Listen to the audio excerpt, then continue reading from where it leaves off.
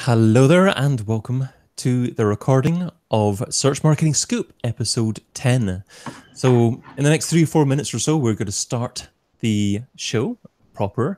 But in the meantime, if you're watching live, if you're Sahio and you're okay, if you're anyone else, then say hi in the chat. Say where in the world you happen to be watching us. So we've had some people in the past and India and Singapore and in the East, I think, as well as all over the States and Canada and the UK and places like that. So it's always interesting to find out where in the world people are watching us from.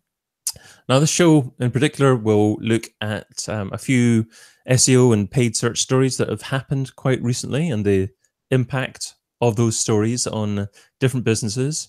So if you've kind of come across a story that you think is an interesting story to discuss during the show, please mention that as well in the comments, and we'll attempt to cover that as part of the show.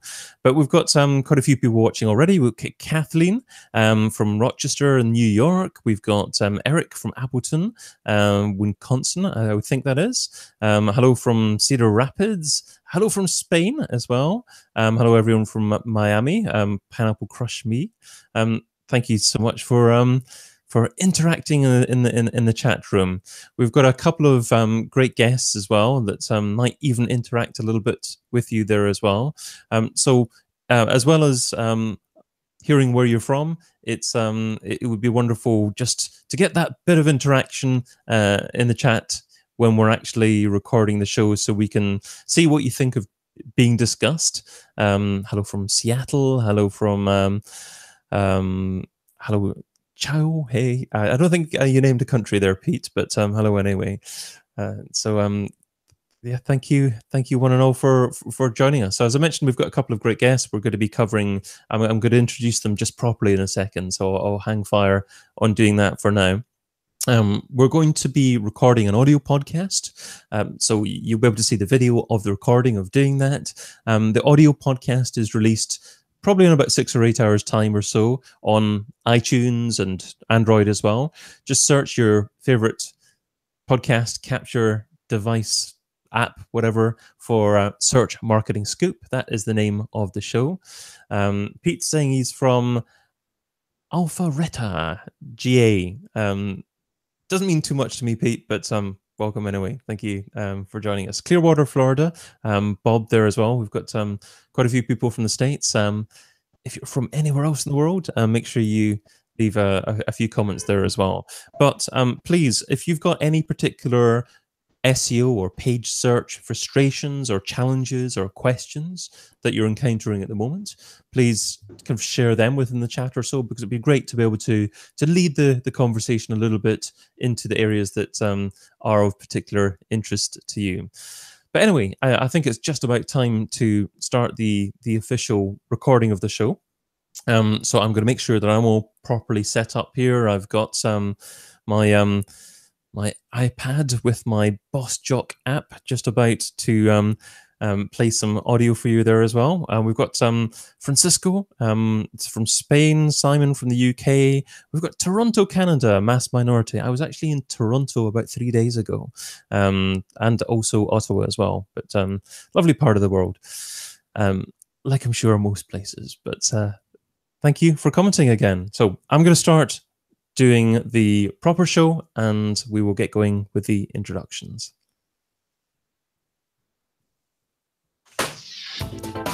Google Search Console releases a URL inspection tool. Google Shopping appears to be complying with EU demands. It's time to say goodbye to the old AdWords interface, and goodbye to AdWords, and get verified to manage your presence on Google. Broadcasting live in the SEMrush YouTube channel, this is Search Marketing Scoop, the SEMrush show that brings together the top PPC and SEO folk to discuss the current search headlines and how they impact you. I am your host, David Bain. Let us meet today's guests. So first up, a WordPress SEO and analytics geek. She began coding at the age of 6 and building websites in 1997. I think it was time for her to retire soon, I reckon. She is the founder of Pam Marketing. Welcome to the Scoop, Pam Aungst. Thank you. Thank you very much for having me. Great to have you here, Pam. And next up, a senior paid search marketing expert. He is the founder of Quality Score, a paid search agency for premium brands. Welcome, Joel Bondorowsky. Hi, David. I'm pleased to be here as well. Thank you so much for joining us as well, Joel. So let us go back to Pam for story number one, and that is Google Search Console have released a URL inspection tool. So Pam, what is this all about? Sure. So a lot of people are very excited for this, as was I when I heard about it and its intentions. Its intentions are to, according to Google, let you know if a URL isn't indexed, to let you know why. They say they will let you know why with this tool. So I was very excited to hear that. I'm excited anytime Google will give us webmasters more information about the indexation status of our sites. And so I played around with it quite a bit yesterday. One thing to note, it's not available to all users just yet. It's currently rolling out. So if you don't see it in your Search Console account yet, be patient. It is only in the quote unquote new Search Console, though, the beta version. So if you're in the old Search Console interface, you definitely won't see it there, even if you do have access to it. So check the new version, the beta version, and look on the left under sitemaps and see if you see something called the URL inspection tool.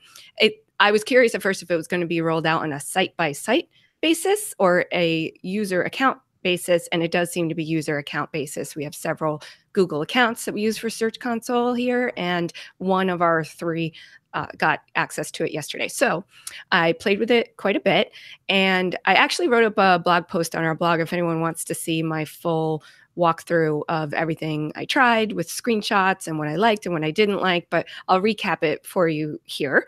I obviously was very excited to try to figure out why some URLs weren't indexed, but at first I was just kind of following Google's instructions for how to use the tool, which were click on the tool and a search box will appear at the top and you can manually enter a URL and check out some additional details about the indexation status of it. So I did that. I played around with a couple of different URLs from our site at random, and it was interesting information. But then I started thinking about, well, I'm just kind of manually, randomly thinking of URLs that I want to check and checking them manually. This is a very manual process. Like, what am I doing here? So then it occurred to me that I should just be looking at URLs that actually have indexation issues. Duh. So I went over to the index coverage report, which is also a new report in the new Search Console that I find very, very useful. It categorizes the indexation status of the different URLs and gives you some reasons why, some broad categories of reasons why the different URLs aren't included in their index. So I started going through the index coverage report under the excluded URLs section. And what I thought I was going to have to do was copy paste URLs from there into the URL inspection tool to get more information about why they weren't indexed. But pleasant surprise, there was a little link to the URL inspection tool right there. They didn't mention that in their documentation or their announcement, but that was super handy. So basically, I think the best possible use case for this is to go to the index coverage report, go to your excluded URLs, which gives you the URLs that are excluded from Google search, and go through the different categories there of why they're excluded. Some of them are very obvious, excluded because there's a no index tag, not necessarily a reason to inspect that kind of a URL further, but there are some other ones that are very vague. There's categories like crawl anomaly. What does that mean? What happened? Why didn't that page get crawled? Index or crawled but not indexed. Okay, why? Or indexed but Google chose a different canonical. There's a whole bunch of different categories in there, but it was actually pretty handy to be able to then click on a single URL in one of those categories and drill down into this URL inspection tool and get some additional information about why. However, I didn't always find out why. Sometimes there was information in there that really did clue me into why. For example, one of our URLs was not included because Google picked a different canonical. And so I drilled down into the URL inspection tool from the index coverage report. And this is one of, I think, the handiest, most useful things about this tool is it tells you what Google thinks is, or not Google thinks, what Google has selected as the canonical URL, as long as it's on your domain. So on this article that I drilled down into, it said that Google had selected an external URL for that article as the canonical version that they're going to show instead of our URL in search results. And it didn't show me the exact URL, but I immediately knew why, because that article had been syndicated on another site. So it was duplicate content, and Google did choose to pick the other website as the primary URL to index for that content. And it was just nice to get confirmation of that and to really know for sure that that's what was happening. There was a couple of other cases, though, where it wasn't as helpful. There was one that was labeled as crawled but not indexed. So I drilled down the URL inspection tool on that one, and it said it was crawled successfully. The page was fetched successfully. It was not blocked from indexation. The canonical was correct. Zero reason given to me why it wasn't indexed. So I think overall the tool falls a little bit short on its grandiose promise to, like, you can now find out why your URLs aren't indexed. You might be able to find out why. I would suggest they rephrase that as. But there is handy information in there, and sometimes it did set me on a train of thought where I then figured out on my own what the rest of the story was. That is a wonderful summary there, Sam, and I'm just thinking it's probably not even worthwhile asking a follow-up question to that. I think you gave a great, succinct set of reasons why people should take a look at that when it's available in their own search consoles. We've got a couple of people in the chat. Hill Web Creations saying, I saw your post, Pam, very helpful. And we also have San Diego Hot Limos and Party Bus saying, good job on the marketing and logo, Sam. Anne. Well, you're actually calling you Anne rather than Pam, so that confused me there. But I was just about to say, good job with the branding as well, San Diego Hot Limos. Thank you. So yeah, a lot of good interaction and comments there. We've got Bob also saying in the chat that they have issues with Google indexing a video still image associated with the background video that they have on their web page. So Pam, perhaps you could have a little think about that as well, and perhaps a solution to that. I know it's kind of very much not a whole topic, and you don't necessarily know the whole background to that, but if we could possibly cover that as well later on, that'd be great. But well, I can say I did see the tool index URL inspection tool does show indexation status for image URLs. So you might want to just, when you get access to the tool, just check that out, look for that URL, test that URL, the image URL in that tool. Great. Okay, well, let's go over to Joel for story number 2, and that is Google began saying goodbye to the old AdWords interface and rebranding AdWords to just Ads, Google Ads. Joel, first of all, the new interface, I guess. For those who don't know, what are the main differences between the old interface and the new interface? Well, I think there's really 2 aspects to it that people have to consider. One of it is the usability aspect, which is the layout and how you navigate through it, and the other is with features. Actually, there's a third, and that also has to do with reports and graphs and charts and whatnot. As far as usability is concerned, well, let's just say this: Google's been running AdWords with pretty much the same interface since about the time they began, for about as long as I could remember. Like, the AdWords UI was generally the same. I mean, the graphics got updated a bit, but the overall layout hasn't really changed until they put out the beta a little while ago, and now they're making it mandatory for everyone. So it's a big change for people who really were used to it. But as far as, is it better, is it worse? Well, I think if you really got used to that old interface and that's how you've been working, because people who do AdWords, I mean, that's their life, that's their job, that's what they wake up and do and they go to bed and do, it might be a little bit offsetting to all of a sudden have to deal with this new UI. Much as if you take a Windows user and throw them on a Mac, it might be a little bit difficult for them to find their footing to figure out how to use it. But I do think that if someone came in fresh to it and saw it from the beginning, they would find the new interface to be more intuitive. You see a lot of what more things are more clear. For example, if you're dealing with display advertising, you can more quickly find your topics, your audiences, the placements, as opposed to the previous interface where you had to really dig in to find it. Sorry, go for it. Okay, well then, as far as features are concerned, there's a lot of features that the old interface had that are simply not in the new interface. And I think that's concerning to a lot of people. But I don't think Google did it for nothing. I think the reason why they took out certain things like the display planner and also the shared library for conversion tags is just because of the fact that they, sorry, for AdWords pixels, is due to the fact that they have another roadmap in sight. I think they want to reduce the redundancy of their products. They probably want to rely on Google Analytics more to do some of the tracking and tagging work, and less on also doing the same jobs from inside of AdWords. So as far as that's concerned, I think it's just kind of where Google sees things headed for the best. And yes, David, what was the question before? Well, obviously the branding, is just changed here, but I'm still going to refer to it as AdWords just for a second. So if there's an AdWords professional who uses the platform natively, is it best for them to embrace the upgraded platform straight away, or generally is it best to wait a month or two just to see if there are any bugs that need to be ironed out before moving to the new platform? I think you need to embrace it just because it's the future, and the sooner you get used to it, the better you're going to do your job. Great. In other words, you're going to like it or not, it's here to stay. And the sooner you're fluent with it, the more productive you're going to be when you work day in and day out. Now, something else that Joel highlighted with me just before we went live was the change in branding from AdWords to Google Ads, and that's a significant change there. So, what's the thought process behind that, do you think, Joel?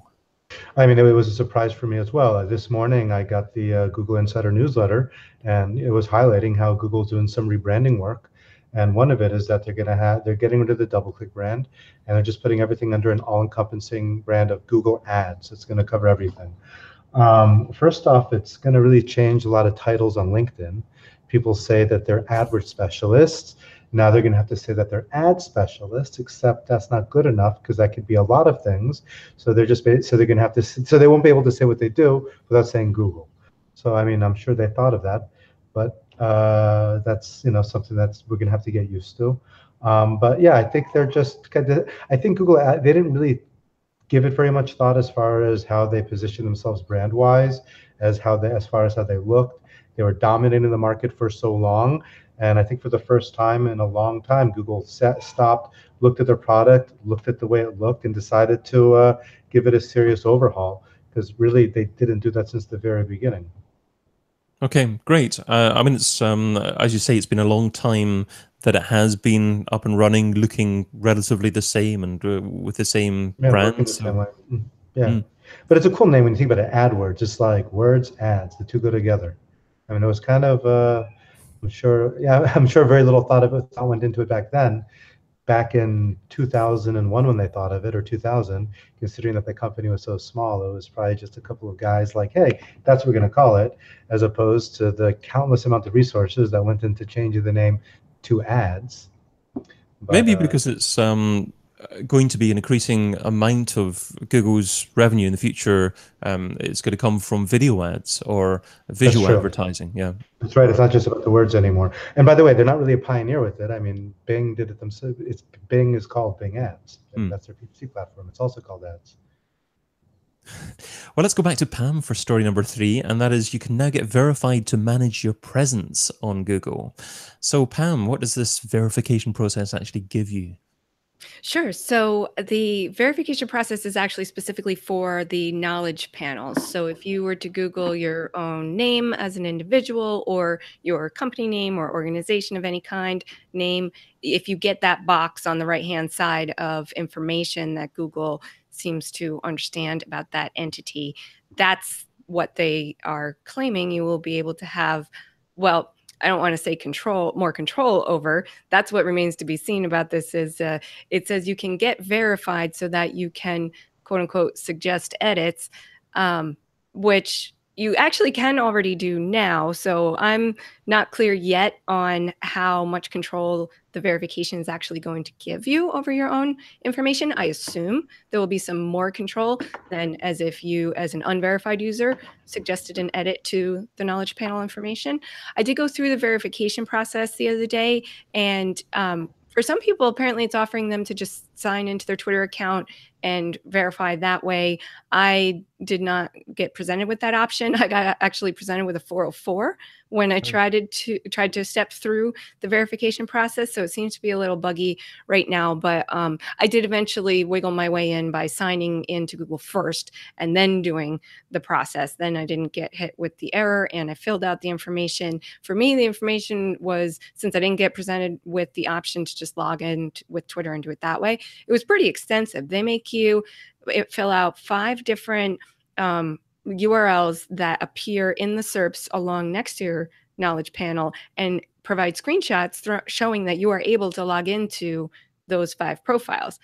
Interesting, because like I was lucky enough that I did have the ability to log into 5 of the things that came up when I searched my own name, my Facebook page, my Twitter page, even a guest posting thing on another site. I was able to log in, take screenshots, show that I was logged in. But some people might get more like white pages or yellow pages type results, and they might not have a login. So that was interesting to me. But they also asked you to take a selfie. This was a very professional process. It actually said the word selfie, holding your photo ID. So I had to hold my driver's license up and take a selfie at the same time and include that as well, along with all those other screenshots. And you had to give them a reason why you should be able to get verified. Wow. So I said something very GDPR-esque, which I think is why they might be doing this. I said I want to be able to have something to the effect of, have control over, access to, maintain my own data about me. So hopefully that will work. I haven't heard yet. The submission process simply said we'll be in touch soon. So that's about all I know on that as of this moment. So do you think there'll be much commercial value in getting this done, or is this just a way to help Google to tie up who owns what? If the suggest edits feature that you can do anyway somehow becomes more powerful if you're a verified user and you do actually have the ability to kind of morph and control the information that's on there, then yes, absolutely. If it kind of becomes like a Google My Business profile where you can add your own pictures and you can edit your own descriptions and whatnot, I think that would be very useful. I mean, it's obvious the use case for managing your own Google My Business profile. So it's kind of the same thing for an individual or an entity that perhaps doesn't have a physical location. I think it would be very advantageous to have more control over that information for, branding and marketing purposes.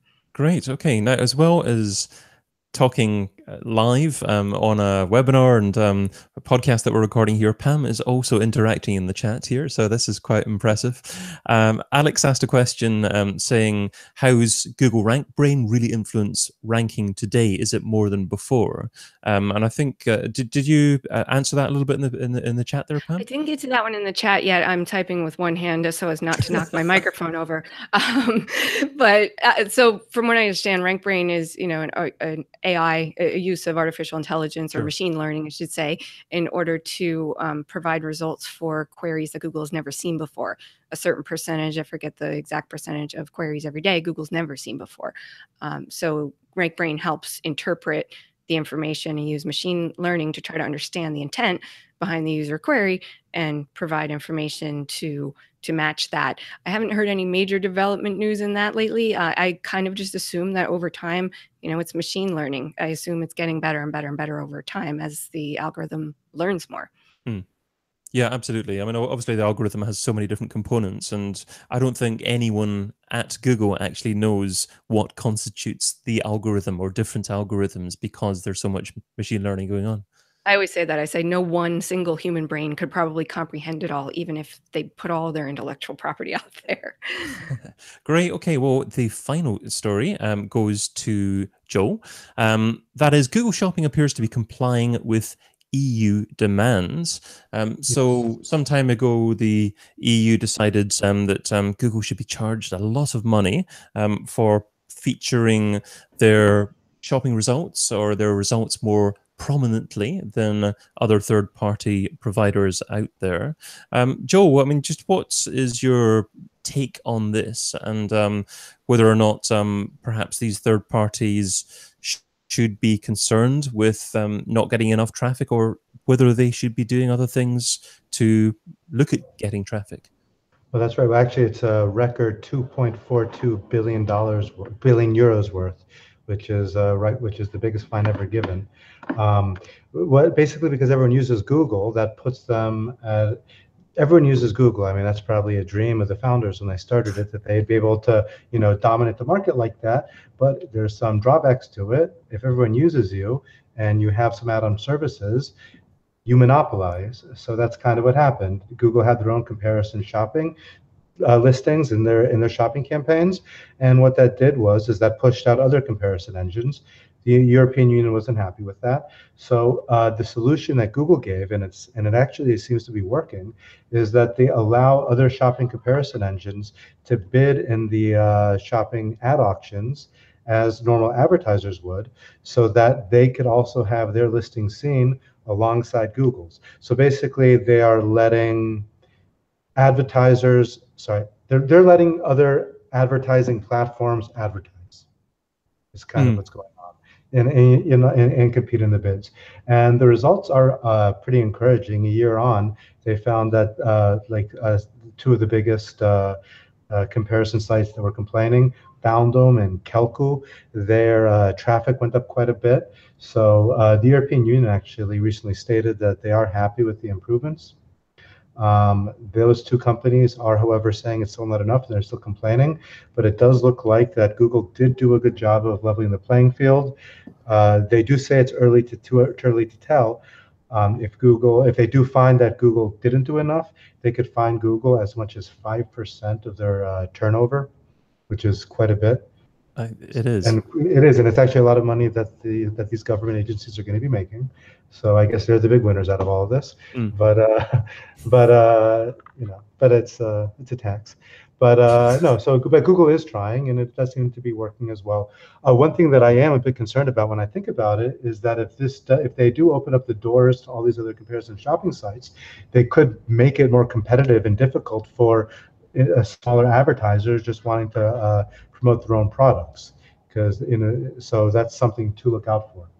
Right. Okay. So, do you think smaller advertisers should be considering advertising on more platforms, perhaps more of these Kelku type services, or in general, it's going to be a little bit too much effort for a small business to do that, and they should just be focusing on Google because that's where the majority of the traffic is going to be? Well, there's two sides to the coin. I mean, the majority of the traffic is going to be on Google, but it could be on the other platforms. There's less competition, so you could, so you could do better on it. You could have higher profit margins on it, so that they might be worth it. So I would suggest that they just experiment, advertise on Google, and if they find that they're not getting the results that they're looking for, put a test budget on some other platforms and see if, even though the volumes of sales might be lower, the profit margins might be higher to make it worth it.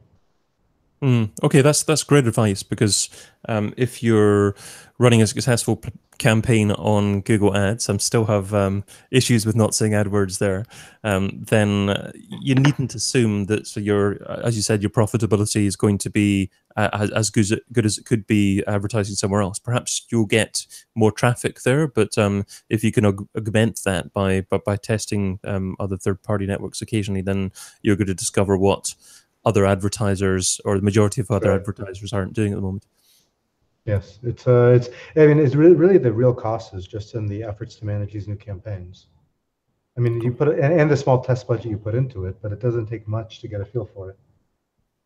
Great. Okay, it's a tough one, because I can see things from Google's perspective in that Google also wants to give people an answer straight away, and that they view, I would imagine in general, additional comparison services as being additional steps that users have to go through before they get to the result that they want to get to. And even in their organic search results, you can see that Google are wanting to deliver the answer straight away in the search results, and you would imagine that they're wanting to deliver the most accurate shopping result as well if people are looking to purchase something. So you can understand their concerns. Do you think that Google have a real user experience concern here, or it's a competitive issue more than anything? I think that the competition makes it worth it. I mean, what I'm trying to say is that if the user experience isn't as good, then the then those advertisers are going to make less off of the traffic that they're paying for. If they make less off of the traffic that they're paying for, they will then have to pay more for the traffic or not advertise at all. So it kind of works itself out. You know, I kind of, as far with AdWords, or now ads, which you have to get used to, with Google Ads, which is harder to say. So with Google Ads, really, it's not about user experience as much as it's about conversion rates. The price per click that an advertiser is going to pay is going to be based on the value per click. If the sales funnel is smoother, the value per click will be higher, so they can pay more per click. So if the advertiser is not able to deliver the user experience that is as good as another advertiser, then they simply won't be able to compete in the ad listings. So I think organically, if the listings aren't as good, they're not going to be able to compete unless their profit margins are so high that they're able to compensate for it. Well, I'm sure the debates could continue for quite a while, and it will do in the YouTube chat. There's quite a few great discussions going on there, but that just about takes us to the end of our 10th episode. So just time for an actionable tip from each of our guests. So related to, or not necessarily related to, what we've been discussing so far. So let's go back to Pam for the first one. So Pam, what is your actionable tip? Sure. So I'll kind of tie mine into the theme of Search Console. Search Console is a tool that gives you information about Google's technical understanding of your site and how well it's technically optimized and crawlable and indexable. So I always like to reiterate the importance of crossing every T and dotting every I that you can in the technical arena for SEO, because Googlebot really does need to understand the site comprehensively in order for you to rank. There's a lot of other factors that determine your position in the results, but I always like to reiterate the importance of making sure your site is technically healthy, and Search Console is a great tool for that. But one other really important thing to focus on right now, sort of related to technical, is the speed algorithm update that's coming up next month, or in a matter of days, perhaps in July. That's another technical factor, not necessarily Search Console is going to help you with, but a lot of other tools are out there to help you measure your site speed. And we have already seen correlations between speeding up a site and it getting better rankings. And now they're going to include that in the mobile algorithm as well. So which more than 50% of searches occur on Google on mobile. So this is going to be very impactful, I think. And I think site owners should start preparing for that right away if they haven't already. Superb. And you can find Pam over at pamandmarketing.com. And now, Joel, what is your actionable tip? Not to fight progress. I mean, if you are a Google AdWords specialist, you need to embrace these changes, or else you'll be left behind. You need to get familiar with the new interface as quickly as possible, and also start getting used to telling people that you don't do AdWords, you do ads. Or maybe it's Google Ads. I don't know. It's going to take some time. We're going to have to see how LinkedIn all of a sudden updates. Everyone's profile suddenly get updated on LinkedIn. But yeah, it's no longer an AdWords specialist. It's a Google Ads specialist. Great. And you can find Joe over at qualityscore.co. I've been your host, David Bain. You can also find me over at digitalmarketingradio.com. We will be recording the next episode 11 of Search Marketing Scoop, at the same time, same place, the Semrush YouTube channel, on Wednesday, the 11th of July. That's in 2 weeks' time. When my guests are scheduled to be Sherry Bonelli from Early Bird Digital Marketing, and Joe Martinez from Granular. In the meantime, thanks not only to Pam and Joe for this episode, but also to you for tuning in. If you like what you heard, subscribe to the audio podcast. So just head over to searchmarketingscoop.com and find the link there to your preferred Apple or Android flavor of podcatcher. But until next time, be fantabulous and do one thing that scares you. Adios.